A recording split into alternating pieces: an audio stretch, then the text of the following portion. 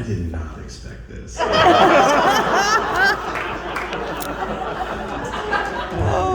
my God. Well, you're Fosston Choir. I don't know what you said. Is it worth repeating? Yes. What did you say?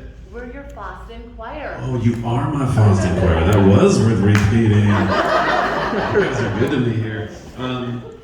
Let's do some housekeeping, yeah, shall we? I want to be back here again because I feel like I feel like at home right here. This feels awesome. Yes. Yeah. Woo! Woo, woo, woo, I don't know what that will all entail, but I'm going to do my best to try to do everything on my part, on my end, to make it happen again someday. So I hope to see you again at some point. And thank you to everyone who is putting this on, the folks at the I don't know what it's called. There's a lot of syllables. FCLAA. Library Arts Foundation? Association. There's a lot of things. There is. But really, it's the folks that put it together. Bonnie for making so much of it happen, and Sarah as well for greenlighting everything, and Molly for putting in the good word and telling people about my music so that I could actually come here and be here. And I think I have all those names correct. But my goodness, I was so welcome when I showed up. No big deal, but stayed at the Little Pier Lounge. But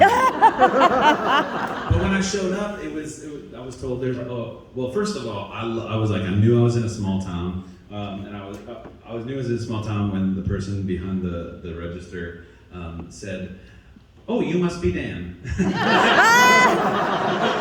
Normally it's like, let me see your ID and make sure it corresponds with the reservation name and blah, blah, blah, blah. But she was like, oh, hi, you must be Dan. And I was like, oh my goodness, that's so sweet. And then she's like, there's something, and there's a care package in your room for you. I was like, really? I got a little nervous. And then I walked in and I read this letter, and it was so sweet. And it was like, these are a bunch of things about our town. And this dude was Paul Bunyan's brother. And here's a mug about it, and a book about it. And we have a movie theater, and here's a giant tub of popcorn for you. Woo! I'm gonna be honest with you. I have reached my sodium intake for the year because of that tub of popcorn, and I'm not mad about it. And there was a bunch of goodies in there, and it was such a sweet gesture, and that doesn't happen. I don't go play shows, places where people are like, here's a care package with a bunch of stuff and information about our town because we're excited that you're here. That doesn't happen places. That's something really special. And it's because of you and the community that you have here. That's something really unique and different. Yes. And thank you. I feel honored that I got to be a part of it tonight, so thanks for letting me. Thank you. Woo!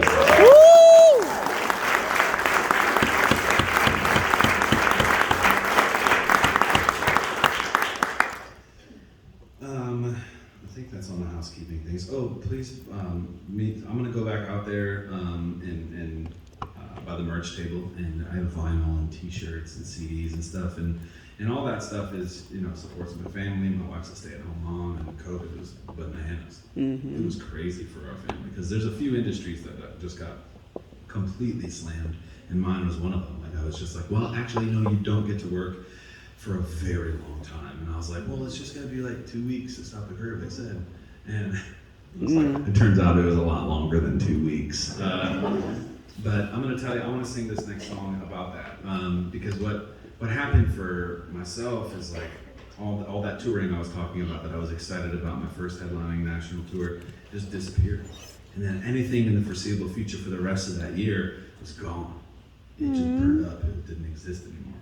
And that's how we pay our bills. And so I was like, I have no idea what we're gonna do. I was like, I don't know how I'm gonna pay the mortgage. I don't know what we're gonna do. If I could try to get a real job, like I'm not good at anything. I don't know if I'll pass the test.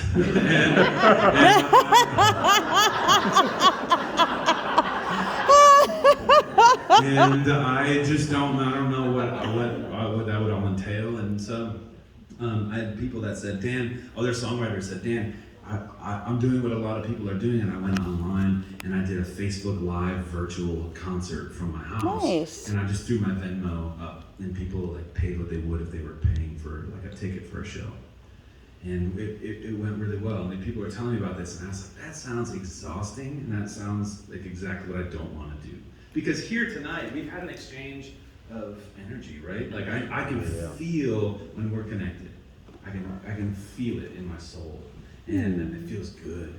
And that energy of like knowing that you're listening, but beyond that, knowing that the words that are coming out of my mouth might just be about my own life and my own stories, but we're connected on a level that's above that. Like it's not about me, it's about us all coming together for something bigger than ourselves, and that I get to be a part of that, and I get to help facilitate that. And so doing that on a computer screen just sounded empty to me.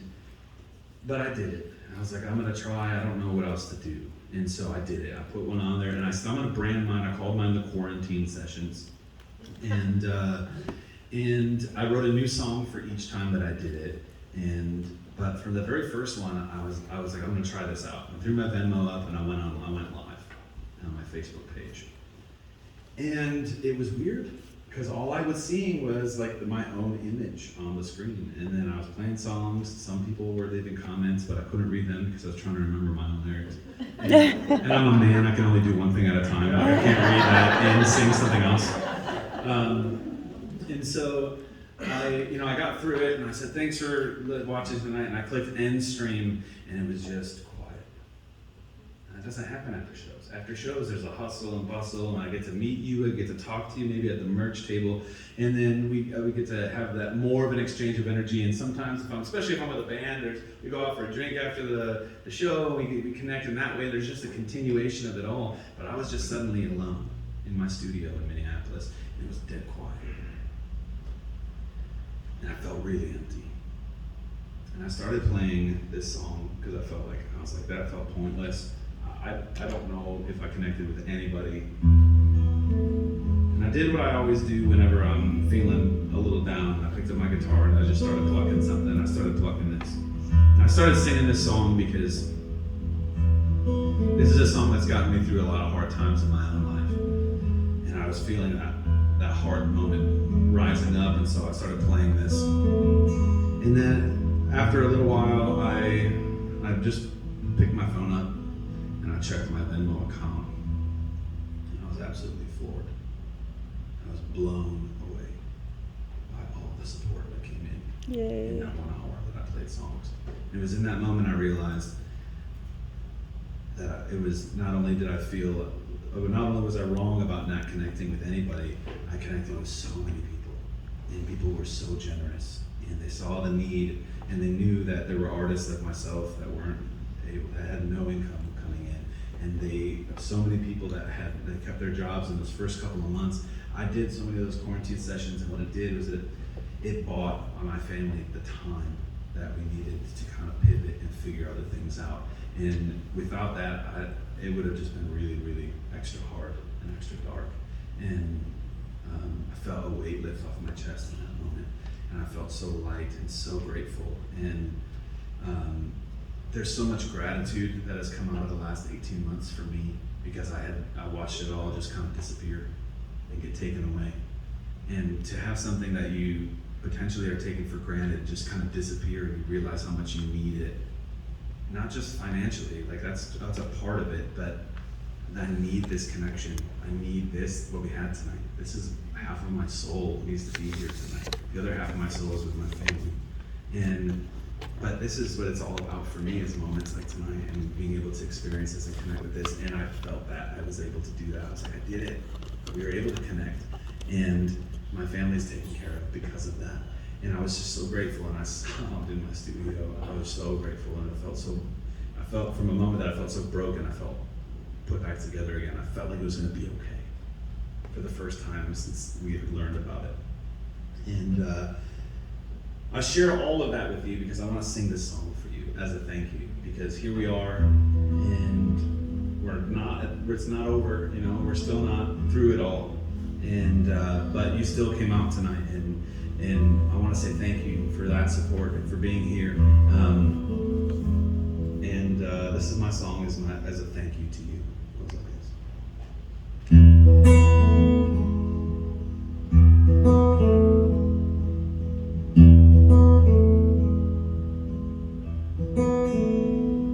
When the night has come and the land is dark and the moon is the only light you see, no, I won't be afraid. No, I won't be afraid. Just as long as you stand by me. And if the sky that we look upon should tumble and fall, oh, the mountain should crumble into the sea,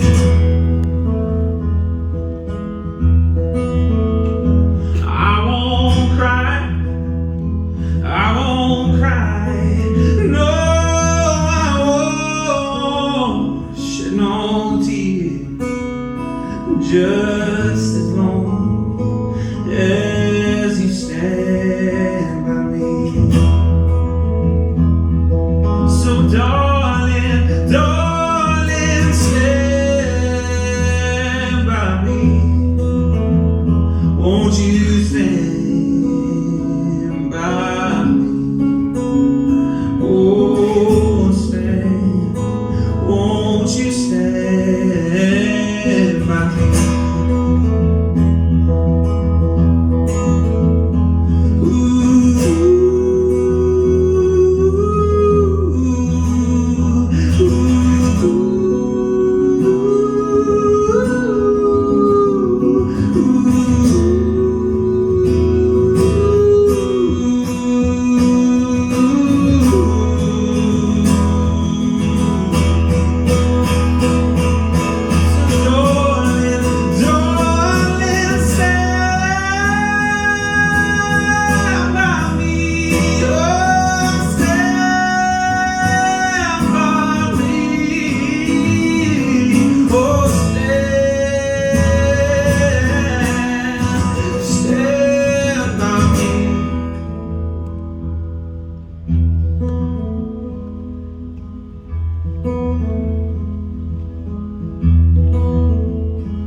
No, I won't be afraid. No, I won't be afraid. Just as long as you stay.